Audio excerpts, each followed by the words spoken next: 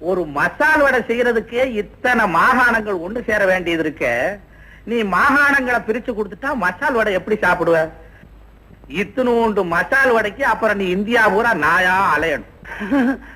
ஆகையினால பூசாரி, பிரிவினைங்கிறத நாட்டுல மாத்திரம் இல்ல, வீட்டுல கூட பேசாத.